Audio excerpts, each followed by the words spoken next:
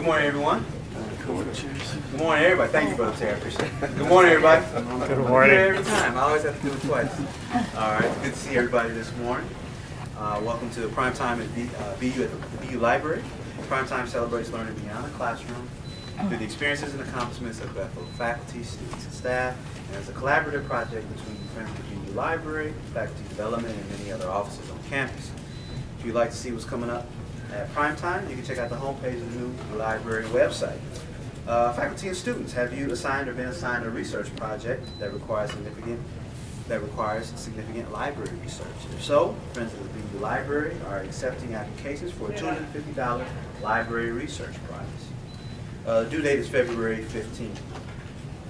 And we also have information cards on the refreshment table as well. On Thursday, December 5th, Lauren Olson, second prize winner of the Sociologist of Minnesota Carolyn Rose Annual Student Paper Competition, will present her paper, Family Structures of Homeless Men. Today we welcome Dr. Sameul Zalanga as he presents Pietism and the Transformation of Individuals and Societies, Opportunities and Challenges in Christian Higher Education, which is his chapter in the upcoming book, Whole and Holy Persons, Pietist Approach to Christian Higher Education, which is edited by Dr. Chris Garris. Let's welcome Dr. Zalanga. You want me to pass this out now? Yes, yeah. All right.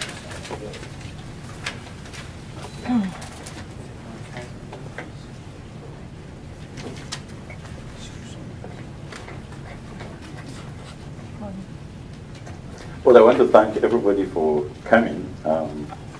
I want to begin by apologizing. I came back from Nigeria on Saturday night, so I was just trying to recuperate from the long journey. And then I have to make this presentation, and I started working on it before I left 16 years ago. And there's quite a lot to be said about this, and so I would like to start when it's 10 minutes to the end of the time so that we have some discussion. Or if anybody has a question he or she can ask. Let me preface my presentation by saying that I came to this country as an immigrant. I came here in 1993. And of course, when I came, I had a lot of misunderstanding or some illusions about what American society really is. But when I came here on a scholarship, I would say that I got a good education in this country. But later I realized that there are many Americans who would like to get that kind of education, but they have not received it. And it's not about the fact that they don't have the ability, but education is really, really very expensive in this country. It has been increasingly expensive. So, and then subsequently after I graduated, I started teaching in Bethel, and I teach courses in religion in society, and I also teach courses in economic development. And at a certain point, I started seeing some kind of overlap between the two. Most of the time you get people working in economics, they don't do anything in religion, or people working in religion, they don't do anything in economics. So sometimes I would put the books on my table and say, okay, here is what this person is saying, and here is what the other person is saying. And you can see some kind of like tension. And at some point I started becoming very confident about the fact that I think the vision of economics, and as we know it today, and the vision of Christianity are not necessarily coterminous. There's some kind of tension there. And what is amazing to me is how many evangelical Christians have never taken time to see this as a serious problem. And now it seems like Christianity is becoming a victim of that. So this is one of the comments that I want to make. The other thing I want to say is that whenever, from my experience in Bethel, whenever you talk about the market, people tend to think you're anti-American or you're anti-capitalism or whatever. Actually, if you sit down and look at what I'm going to talk about, you will realize that this conversation transcends this binary division between liberals and conservatives, because this is the way most people tend to think about this topic. I remember when I was in Guatemala and I met with the missions committee and I asked them what are the challenges of Christianity there. They didn't mention liberal conservative. And then I asked them, don't this distinction between liberalism and conservatism comes up as a serious challenge? And they said it's only people who go to America and school and come back there that bring up those issues. But the people there don't see it as really the important way they conceptualize Christianity. So I want to tell anybody therefore who is just kind of trying to think within this paradigm to think broader than that. The challenges we're dealing with is much, much more than being liberal or being conservative. This conversation should be taken seriously beyond the way politicians would like us to think about that. Okay, the first point I would like to make is the purpose and motivation for the presentation. The purpose of this presentation is just to provide me the opportunity in the chapter to reflect on the expansion of the market. What I mean by that is that the market has always been in existence. But when I say the market, I'm talking about a particular type of market. And we have to make a distinction about that. I don't want to waste time to get into the literature, but markets have been existing, but the kind of market we're really talking about is a totally different one. And so whenever somebody talks to you about the market, you should ask them, what kind of market are you really talking about? So there was a time when the market was blocked in terms of areas of human endeavor that the market can be allowed to operate. But nowadays, the market has been expanding very seriously to spheres of human endeavor that previously nobody probably would have allowed that.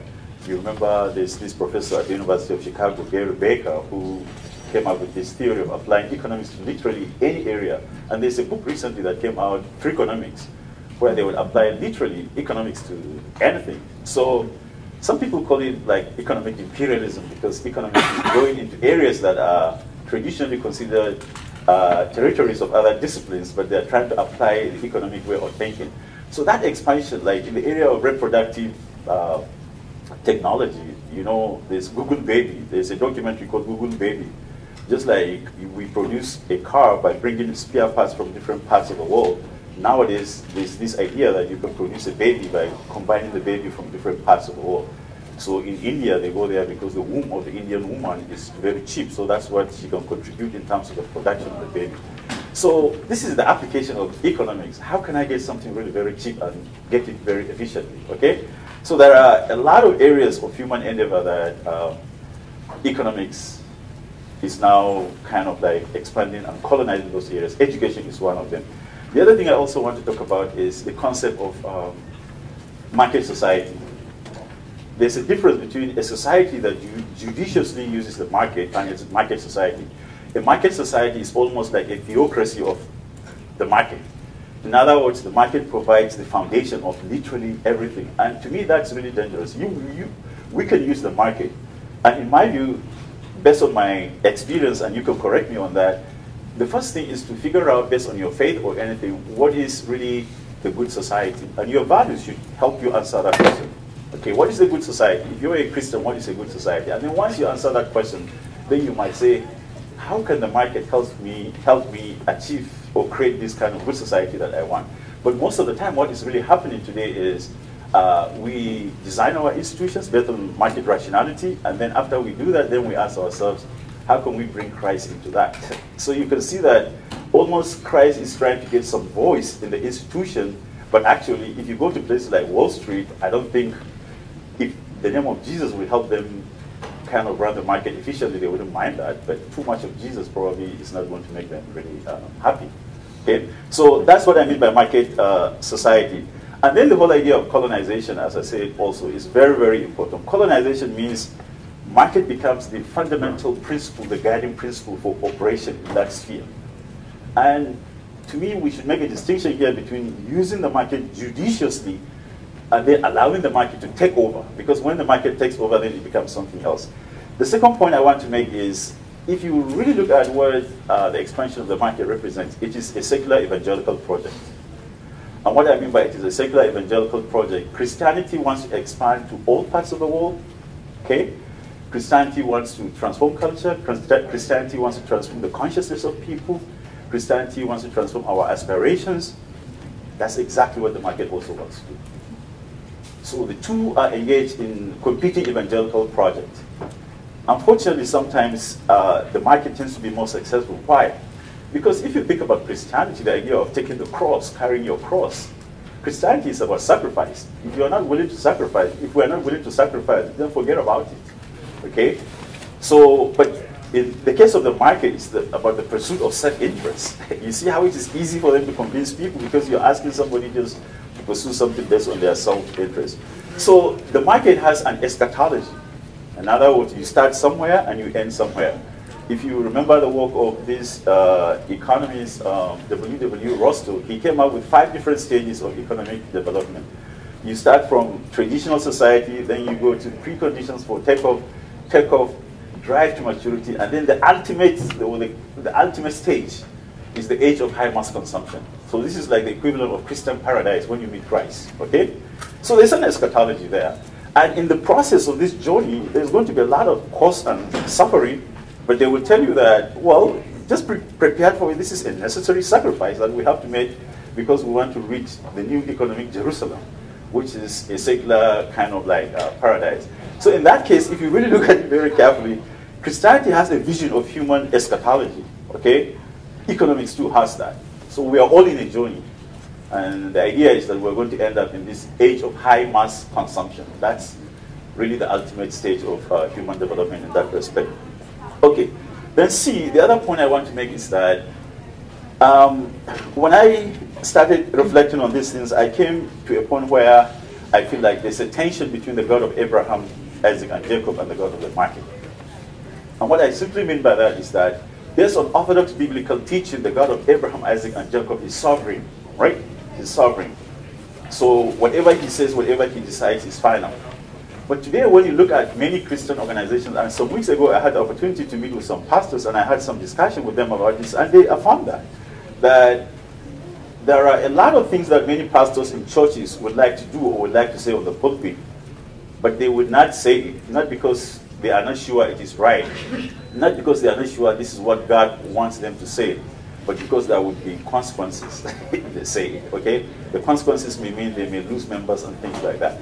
So the point I'm trying to make here is that if you list what many Christian schools would like to do based on what they believe God commanded them to do, and then see what they are able to do, you would find out that sometimes they are not able to do what they really would like to do because there are consequences, okay?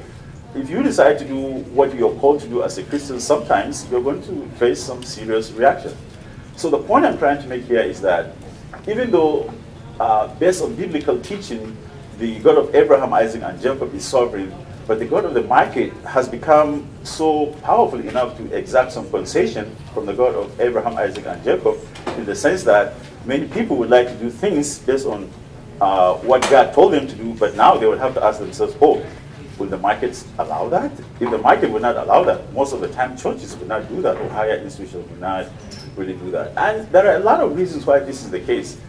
I can give you an example, for instance, even here in our institutions. Sometimes you may want to say something, and you know that this thing is not necessarily wrong, but you don't want to draw some attention or something that would make you become the center of attention or something like that. So people just keep quiet. We call it self-censorship.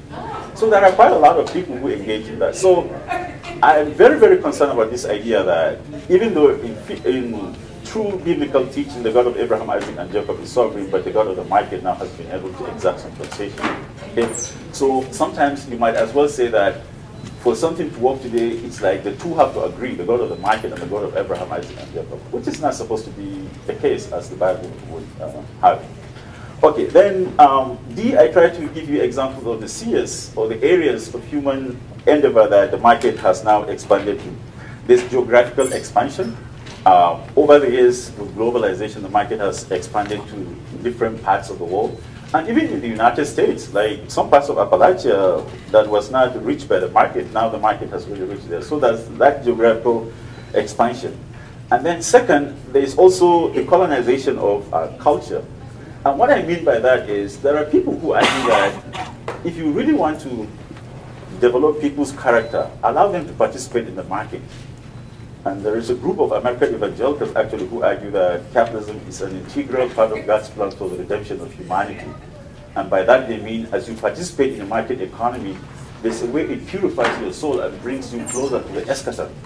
By that, they mean like it makes you to be honest, it makes you to be disciplined, it makes you to be hardworking and all those kind of things. So some of the character qualities that you might think Christianity would teach somebody, now people are saying that if you allow people to participate in the market, they can come up, the market can help them develop those kind of character qualities.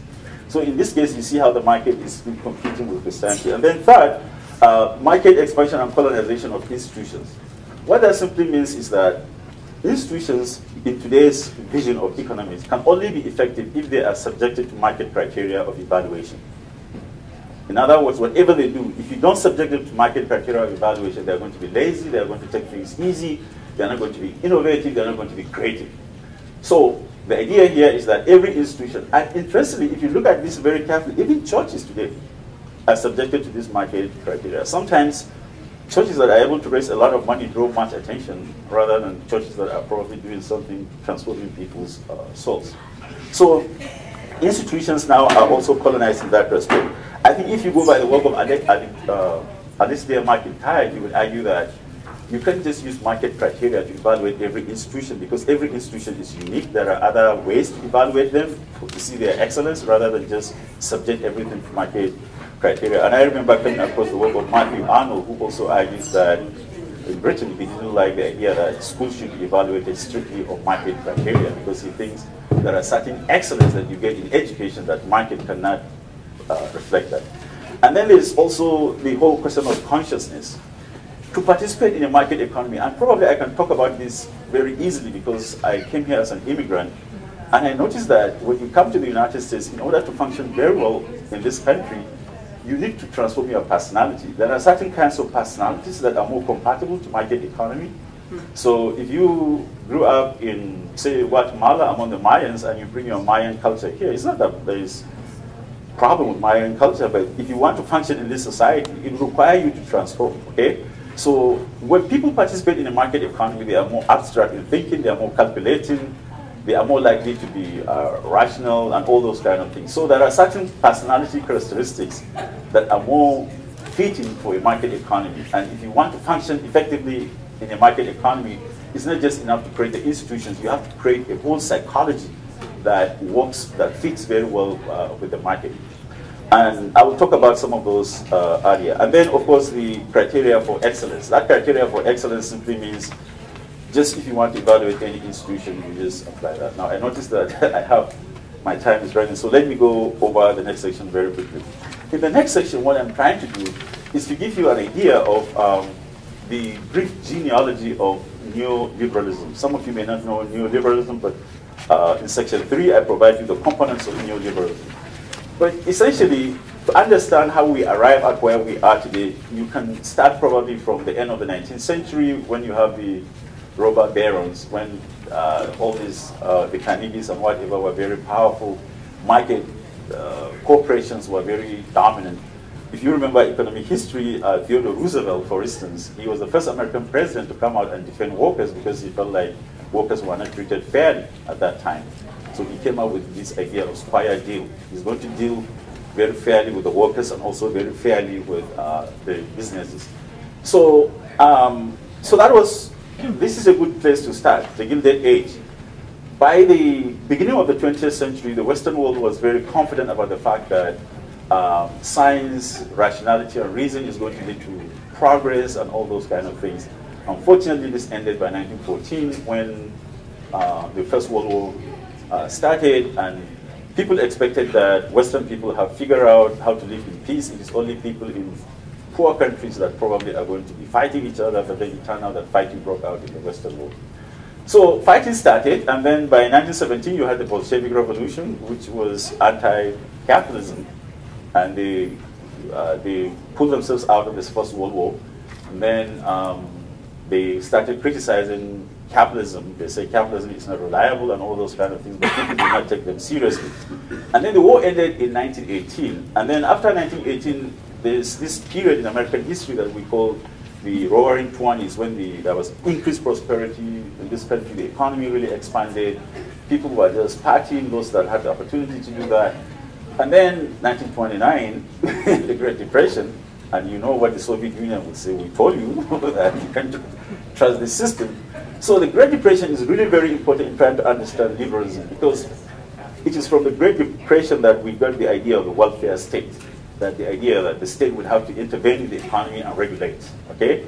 And this would set the stage for the new liberal challenge, because the New Deal created this regulation in the economy And the state had to intervene at that time in so many ways to regulate businesses and all those kind of things.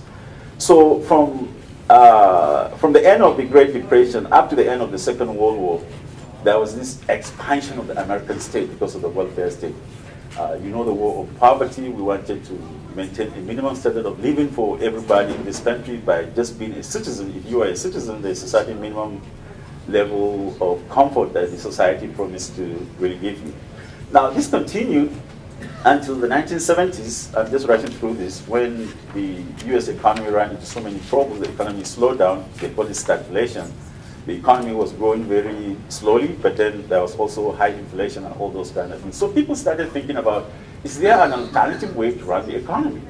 And people started saying that part of the reason why the American economy was really inefficient was because the government expanded so much and it was regulated. There was so much regulation in the economy. So there was this, what you might call the battle of ideas between people who are Keynesian economists who believe the state should intervene, the state has a role, and people who believe that the best way you can achieve prosperity in a society is to allow for this free market, unregulated markets. So by the end of the 1970s or the beginning of the 1980s, it was the Chicago School of Economics that won, and they were the people who were championing the expansion of the deregulation of markets, the shrinking of the role of the state and all those kind of things. So from 1980, when we started talking about globalization, what made it possible was this battle of ideas that was resolved in favor of the people who supported market liberalization. So this is what set the stage for what you might call neoliberalism. So now the war has ended, the battle of ideas has ended, and the Chicago School has won, and the idea is that free markets is going to be the next chapter of not only American history, but global history. Now, what are the key components of neoliberalism? I summarized some to you there. I think one of the most important components is that social relations are embedded in economic systems. In other words, the economy now becomes the foundation of almost everything. And this is really, if you think about it, there's something unchristian about that, because now economics has become really it's almost like, if you like, some kind of authoritarianism, because economics become the foundation of literally everything. Even social relations are embedded in economics. And then there was privatization of everything. It happened in the United States, but it happened also in many developing countries. The interesting thing about privatization is that if you don't have the money, you may not have access to the product. So people who are poor are most likely going to suffer unless you have some special program to help them. And then there's the deregulation of the economy. Deregulation of the economy is what contributed to the 2008 economic meltdown. I've accumulated a lot of resources trying to understand that. And when the crisis happened, and by the way, it was what contributed to the crisis was both policies implemented by the Democrats and the Republicans, so there's no difference there if you look at really the factors that contributed to that. But when it happened, even the White House did not know exactly what was the nature of the problem, because they believe markets can self-regulate themselves. Even Alan Greenspan didn't know exactly what was really happening. So, so this liberalization and deregulation of the economy is what contributed to the 2008, by and large, economic crisis. And then you have supply-side economics. What is supply-side economics? This is the kind of policies that favor giving tax cuts to the rich. Why do you give tax cuts to the rich? The idea is that they are more frugal in their use of money. They invest their money, and when they invest their money, they create jobs. When they create jobs, we get employed, and when we get employed, we pay taxes, and the government collects the taxes. So that's the idea of supply-side economy, which is in opposition to the demand side. I wouldn't talk about that. But the idea of supply side is that give tax cut to the rich. Why? Because they're going to invest. That's the moral argument behind that. If you give them tax cut, they're going to invest, and we're all going to get jobs and things like that. And then E, the silent takeover of the state. What I mean by that is, if you look very carefully, one of the consequences of neoliberalism is that the state has increasingly played a smaller role in the lives of Americans. Everything has been kind of like, the role of the state has been shrinking significantly. Many of the rights that people in Western civilization fought for as human beings are now gradually being taken away and given to corporations. Now, I know that there are more than 300 million people in the United States, but in reality, when you really look at it, there are more than that, because corporations are also human beings, you know. They don't have bodies like us, but they are human. What I do not know, and this is something of great concern, is that I don't know, because they are humans, and sometimes they do things that are more dangerous than us ordinary human beings. But it's not clear, according to the Bible, whether they will be subjected to judgment on the final day. Okay, but they have rights. They can file suit against somebody. Somebody can file suit against them. So actually, in reality, if you really think about it, there are more than probably 600 million people in this country. But you may not see some of them because they are not really human in blood and flesh. So what I mean by the silent takeover is some of these rights, actually when you study the history of Western civilization, sometimes you feel concerned that many of these rights that were fought by humans are now transferred to corporations. And then public choice theory just argue that the most efficient way to allocate resources is through the market. So they don't allow for any other means of allocating resources. And we're going to see that all these are going to be applied to organizations, and this can create problems. And then finally, you have market populism. Market populists argue that actually they say that the people and the market are one.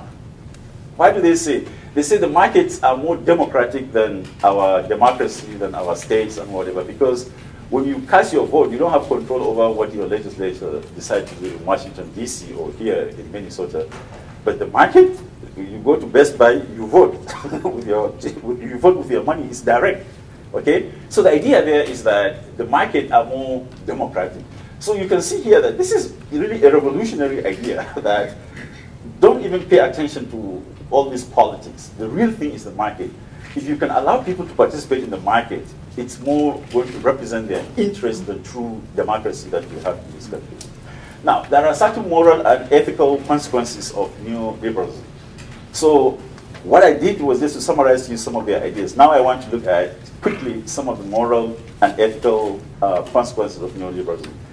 One is the shift from biblical concept of human dignity to a functional conception of human being.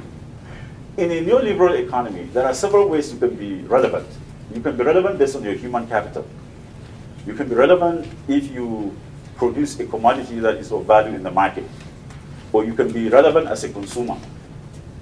In other words, if you have human capital, somebody may not like you because of your race, gender, or anything, but because they know you have skills that are going to contribute to his or her business, they will employ you and respect you for that, okay?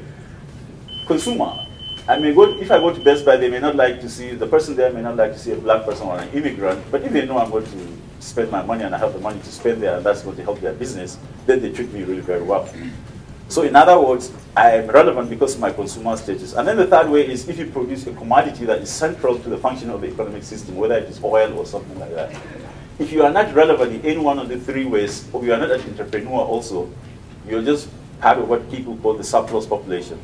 And what they mean by the surplus population, you can kill such people, and literally, it's not going to affect the shares of the market in New York, because you don't represent anything in the market economy at all. And it happened when there was earthquake in Haiti, you remember? There are many people who died, but it didn't affect the markets in New York. I was tracking that at that time, because Haitian people do not represent very much in terms of the global economy. So this is a new way to think about human beings. The Bible says you have dignity because you're created in the image of God. But in a neoliberal market economy, the way you become relevant is either because of your consumer status, your entrepreneurial status, your human capital or something like that. Okay, the other thing I want to also mention is that in neoliberal market economy, citizenship is graded. In other words, what you get is not really based on citizenship per se, like under the welfare state. So you could be an American, like there are many Americans who are living in the most freest country, but they have not eaten breakfast, and they don't know where they're going to get lunch. But there are immigrants who are going to come to this country at the airport, but they will live in a hotel very well and they will be attended to, because it's about market. It's about you have the money or not, okay? So this is a new concept of citizenship that we're going to see in the 21st century. And then Margaret Thatcher says, economics are the method, but the object is to change the soul. So for those people who just think economics is just economics, Thatcher is telling you that no, it's not.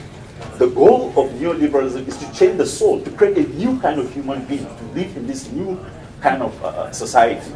So don't think economics is just about economics. There's something deeper. Okay, economic policies are aimed at transforming the soul of the human being. And then Milton Friedman said the social responsibility of corporations is just to represent their shareholders, make profit, or whatever, insofar as they don't break the law. Now, of course, from the sociological point of view, laws are always a reflection of the power relationship in society. Now, let me just say one or two things, and then I will move to the next section.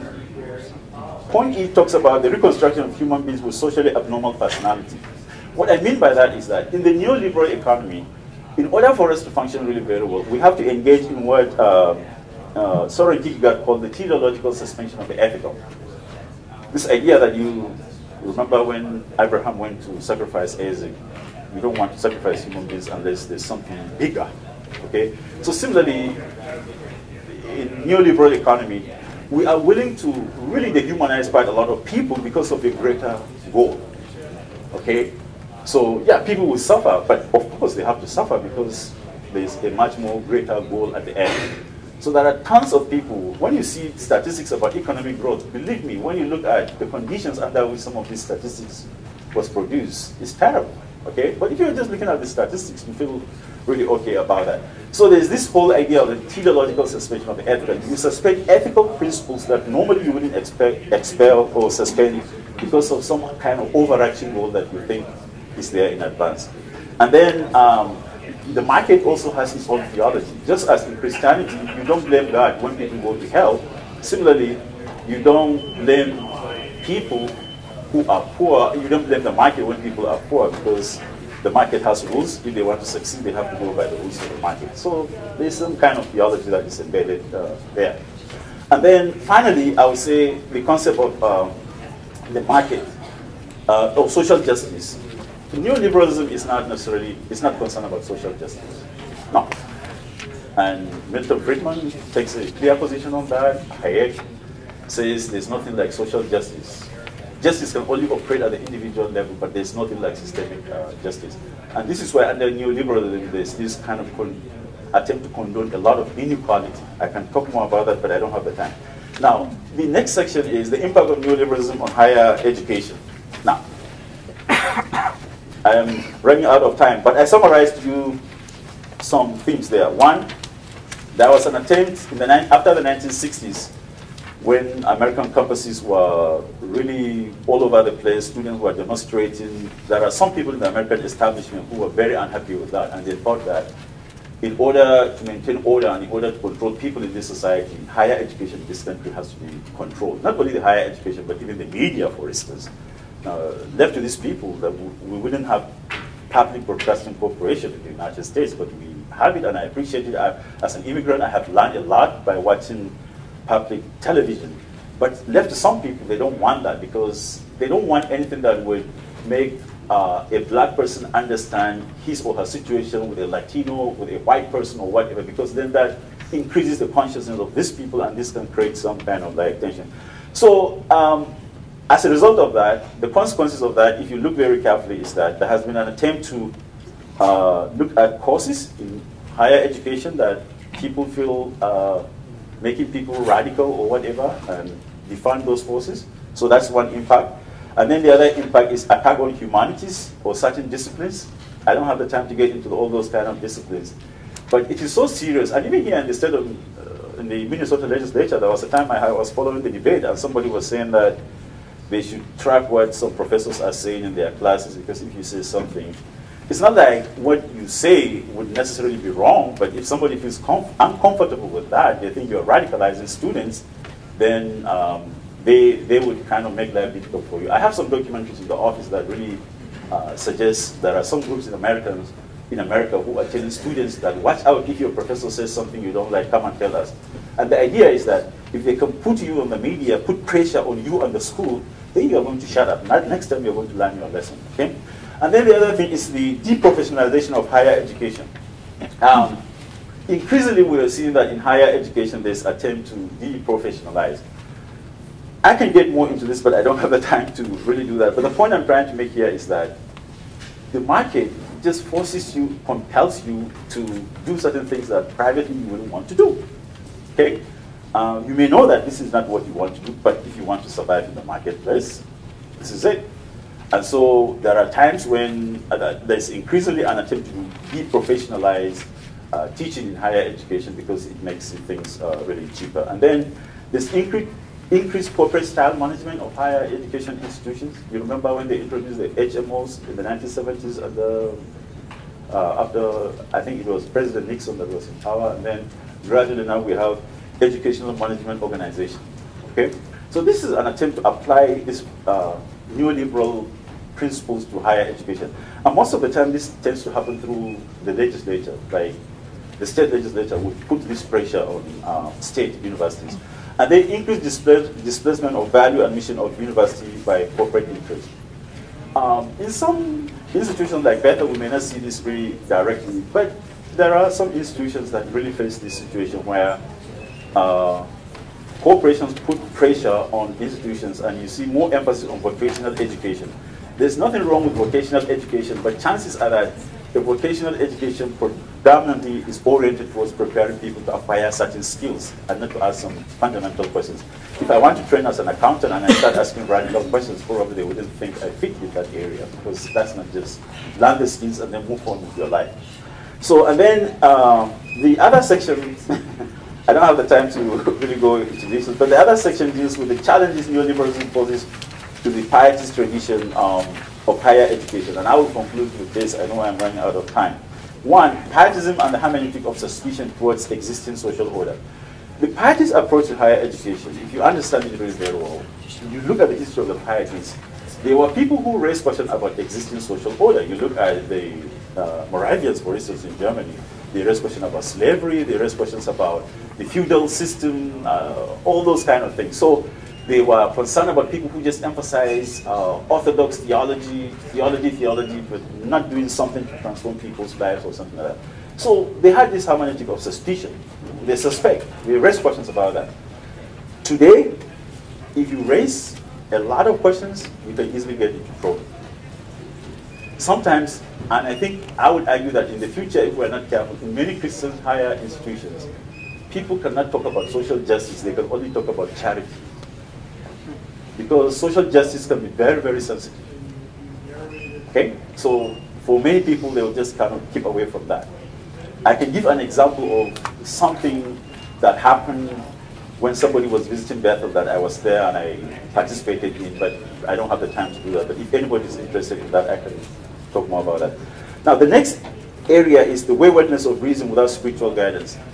Pietist conception of education is concerned about education that is just concerned about reason or science without guidance from the Holy Spirit or something like that. Science or reason can be very dangerous if it is not guided by something much higher than that. Now, in this case, we have the market trying to take over. It is trying to colonize everything. So you can see the danger there. And the pietist approach to education would not really feel comfortable with that.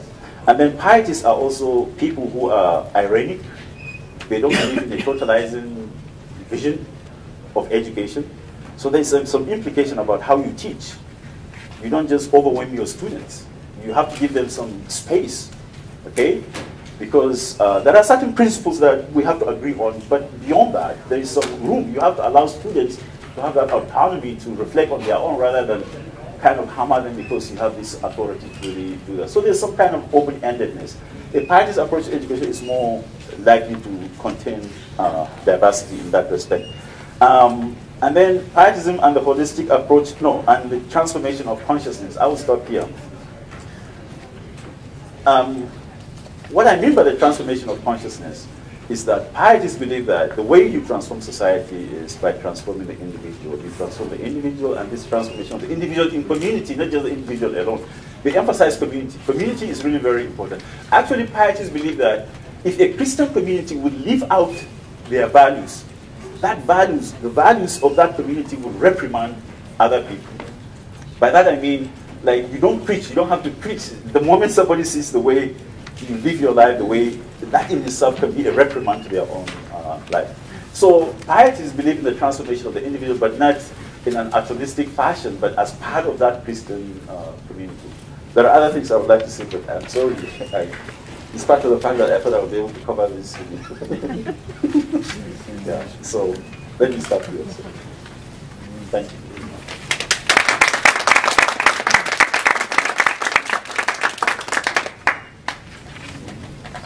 I don't know whether anybody has a question. I know we are out of time, but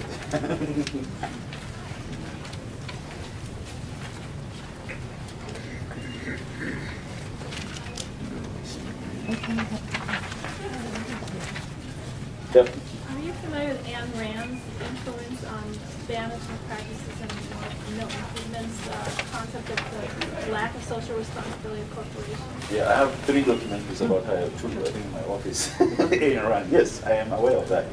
Do you see that influencing higher education also, or? Well, yes, it's a moral philosophy, but I think in my reading of the conservative tradition in this country, there are many conservatives who just did not like Ayn Rand. And the point here I'm trying to make is that Ayn Rand would be considered as a conservative or libertarian or whatever, and they are considered like part of the conservative movement, but there are conservative people who would feel very uncomfortable being around Ayn Rand. But definitely, Alan Greenspan was her student, actually. Actually, there are pictures of them taken together. She influenced him significantly. He regretted, I think there's a book he just released recently where he apologized for the fact that he felt the market would take care of itself, but then it didn't. And this is relevant to Pietist vision of education, because we have to be very careful. Sometimes people are too confident, and we're humans, right? We're humans. We can make mistakes. But I think if Alan Greenspan probably was willing to make some concessions, probably the 2008 economic crisis would not have happened. But he was so confident that the market would set regulations. And Ayn Rand was definitely a significant influence. And I think one of our appeals is that her ideas are very simple. And I think in America, sometimes people want simple answers. They don't want complex answers. But human society or human behavior is very complex. But people don't want to waste much time. Any other question or comment? Or any other contribution about this whole question of Christian higher education? Because I'm really interested in that. Any feedback? It's going to sound like a strange question, but just curious, if you were, say you were president of Bethel now, what direction would you like to see Bethel move in? Based on this is like a 5-hour. Our provost is yes. I think it's a great question. Yeah. There's something that throughout my reading really impressed me. And already before that, I was thinking about that, but I think relationship is really, really very important. No matter what our goals are in Bethel, we can only execute those goals or achieve those goals if there's relationship. So the question is, how do we build those kind of relationships? Relationships and trust. Trust and relationships are really very important. Whether it is between the faculty and students, the administrators and faculty, or among us faculty, or among people who come from different cultural or ethnic backgrounds. If there is no trust, there is no relationship. Relationship can help you go a long way in terms of achieving your goals. So I would argue that if you have 2 organizations, they have the same objective, the same qualified people, but one organization has very good relationship and trust, and then the other one does not, you would be very amazed to see that the productivity of the 2 organizations is going to be really different. So then the question is, how do we achieve really trust? I think one way we can do that is I have to invest my time to know you, even though we come from different backgrounds. I have to invest my time to know my students. I have to invest my time. But we live in a society where people don't seem to pay much attention to that, either in the name of efficiency or whatever. But if we don't know each other, we just feel like we're going to function on email or something like that. It can only take us really so far. So I would say relationship is what I would really emphasize very, very much, because it can help us.